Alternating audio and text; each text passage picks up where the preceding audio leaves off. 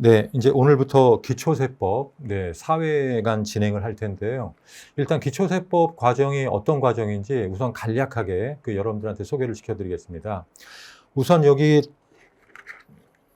맨 앞에 개요를 보시면 기초세법이 조금 우리의 목표에 따라 다릅니다. 일반적으로 유튜브라든가 기초세법에서 나오는 거는 소위 말해서 상식선에서 좀 세법을 이 정도 알면 좋겠다라는 것, 또는 사업자들을 위해서 이 정도를 아시면 사업자들이 사업하는 데 도움이 되십니다라는 건데, 이번 과정에서 4회 동안 진행되는 기초세법은요, 수험생을 위한 겁니다. 그래서 여러분들 여기 보시는 것처럼 기초 입문 과정인데 수험생들을 위한 거예요. 그래서 여러분들 마냥 쉽지는 않다. 기본 이론 과정이 여러분들 2, 3개월 동안 진행이 되는데 그 과정이 굉장히 힘듭니다. 특히 처음에 진입하시는 분들이 세법이 아주 힘든 과목이에요. 그래서 그 힘든 것을 조금이라도 줄이기 위해서 4회 정도에 걸쳐서 우리가 보통 용어라든가 아니면 각 세법의 기초 개념이라든가 이제 그 내용을 제가 간략하게 여러분들한테 소개를 시켜드리겠습니다. 그리고 나중에 세법 기본 이론을 정확히 공부하기 위해서는 요거는 요렇게 공부하시는 게 좋고 요거는 요런 용어의 뜻은 정확히 아셔야 된다라는 걸 제가 중간중간 말씀을 드리겠습니다. 여러분들 요게 요번 시간이 여러분들이 세법을 공부하는데, 특히 공무원 세법 시험 공부를 하는데, 우리가 세법 시험이 여러 가지거든요. 그러니까 뭐 이제 소위 말해서 회계사 세무사 시험도 있고 전산 세무 시험도 있고 여러 가지 그 목적에 따라 다른데, 공무원 세법 물론 이게 기초 과정이니까 뭐 시험 목적에서 큰 차이는 없겠지만, 그래도 우리 공무원 시험에 맞는 그 목표에 따라 진행하려고 노력을 하겠습니다. 우선 제가 수업 내용을 간략히 소개시켜 드리겠습니다. 우리 공무원 세법에서 나오는 세목들이요, 크게 보면은 주요 3개 세목이 소득세, 법인세, 부가가치세, 이 3가지가 가장 기본적인 세목이거든요. 이제 소득세, 법인세는 여러분들 아시는 것처럼 말 그대로 소득에 따른 세금이에요. 소득세는 개인의 소득, 그러니까 뭐 회사 다니면 근로소득 생기고, 사업하시는 분들은 사업소득 생기고, 아니면 사업을 안 하시는데 나는 그냥 돈이 너무 많아, 은행에다가 그냥 돈을 넣어놨어, 몇십억. 이제 소위 말해서 연세 많으신 분들, 이제 그런 분들, 금융소득만 어마어마한 분들이 있죠. 막 몇 천만 원에서 몇 억이 되시는 분들이 있죠. 이제 그런 분들도 이자소득, 배당소득, 그래서 신고하시는 겁니다. 이게 소득세법이고요.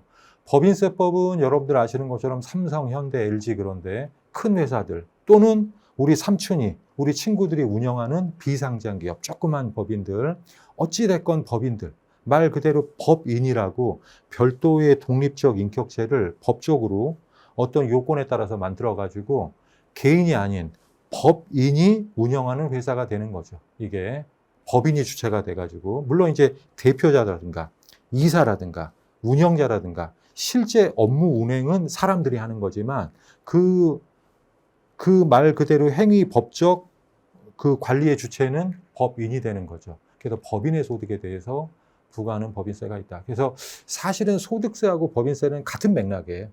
소득에 따른 세금입니다. 소득에 따른 세금. 그래서 그 부분을 공부하는 게 있고요.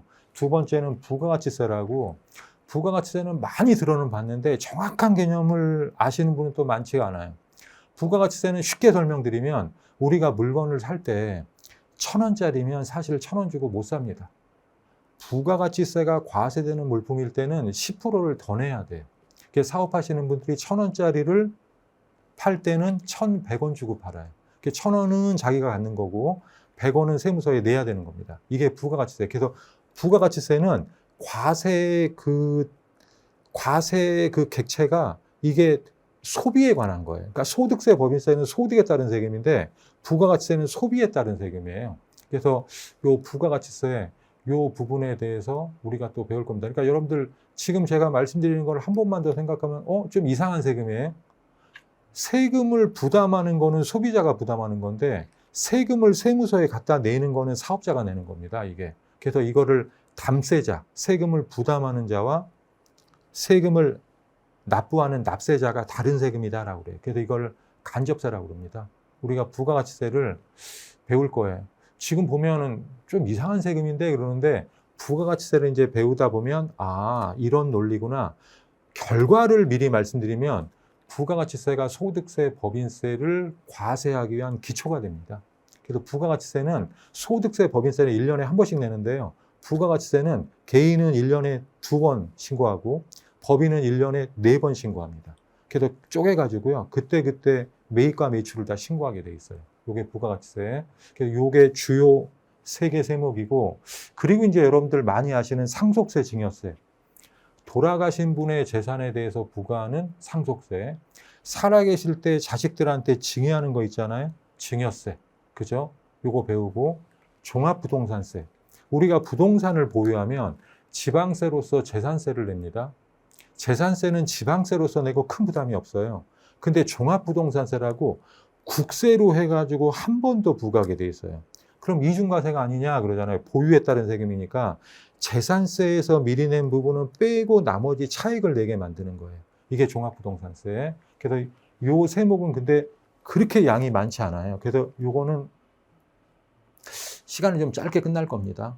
그리고 이제 전반적인 모든 세목, 어떠한 세금이 됐건 세금을 잘못 신고하고 잘못 납부하고 늦게 납부하면 가산세가 이렇게 부과가 되고, 세금이 어떻게 성립되고 납부를 하면 어떻게 이렇게 소멸돼서 끝나고, 그런 성립 확정 소멸 과정이라든가, 그리고 세금 부과에 이의가 있다 그러면 나라에 대해서 항의할 수 있는 조세 불복에 대해서 배우고, 그런 사항들에 대해서 국세기본법, 기본적이고 공통적인 사항, 상속세건 소득세건 기본적이고 공통적인 사항에 대해서 이걸 써놓게 돼 있습니다.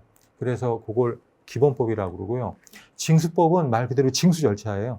고지서 보내고, 안 내면 독촉장 보내고, 독촉장까지 보내는데 그래도 안 내면 너는 좀 한번 좀 혼나봐야 되겠다. 그래서 강제 징수, 압류가 들어가고, 그 부분에 대해서 강제 청산해서 매각해가지고, 그거를 세금을 안 내는 사람들은 국세청에 세금만 안 내는 게 아니라요.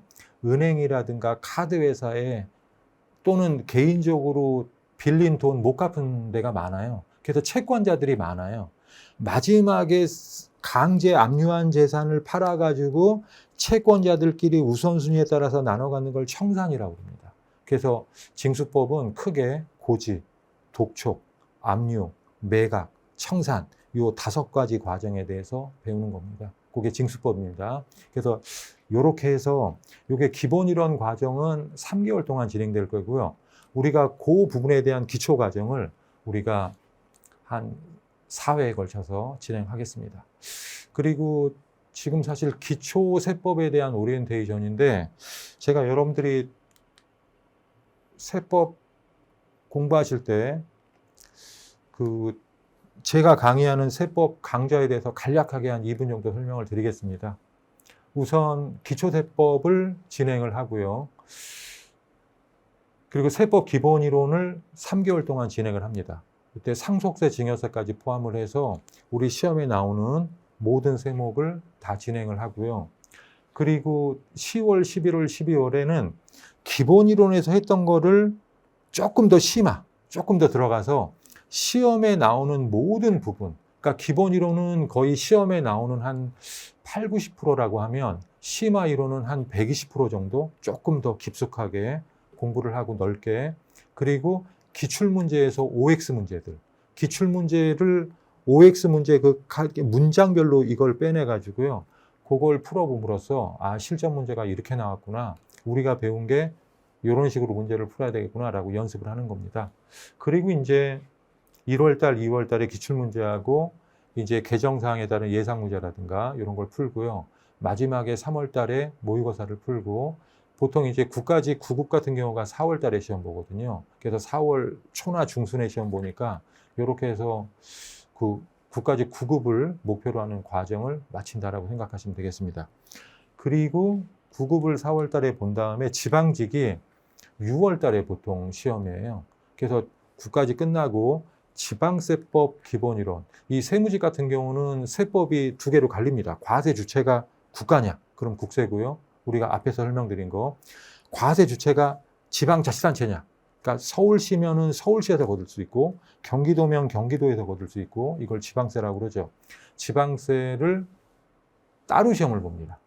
지방직을. 그래서 세법, 세무직 같은 경우는 이 세법 시험 과목이 이 교재가 두 개예요. 국세 파트 하나, 지방세 파트 하나. 그래서 지방세는 근데 그 대신에 짧게 걸립니다. 이건 한 6일 내지 7일 정도의 기본 이론 과정을 마쳐요. 이게 특히 국세를 공부하시는 분들은 중복되는 부분이 많아요.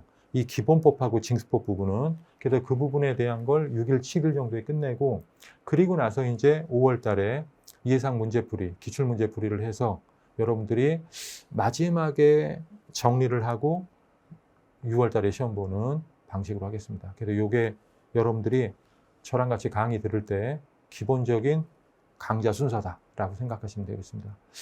여러분들 공무원 시험이 그 학교의 중간고사, 기말고사랑은 성격이 조금 다르다는 거 아시죠? 오랜 기간 동안 해야 됩니다. 이게 다이어트랑 똑같아요. 다이어트 2, 3일은 누구나 하는데 1년 이상 길게 못 하잖아요. 다이어트 할 때도 뭐라 그럽니까? 이게 내가 이거를 10년간 할 수 있을 거를 다이어트 하지 나 이거 한 달 이상 못 하겠다. 그거는 거의 실패한다. 요현상. 시험도 비슷한 것 같습니다, 여러분들. 1년 동안 꾸준히 해야 되는 작업이지 일주일 빡세게 공부하고 끝내는 시험이 아니에요. 그래서 내가 꾸준하게 1년 동안 꾸준히 공부할 수 있는 그 계획을 잘 세우셔가지고 여러분들이 목표하시는 대로 꼭 합격하시기 바라겠습니다. 저희 세법 기초이론 과정에 대한 오리엔테이션은 이렇게 마치겠습니다. 감사합니다.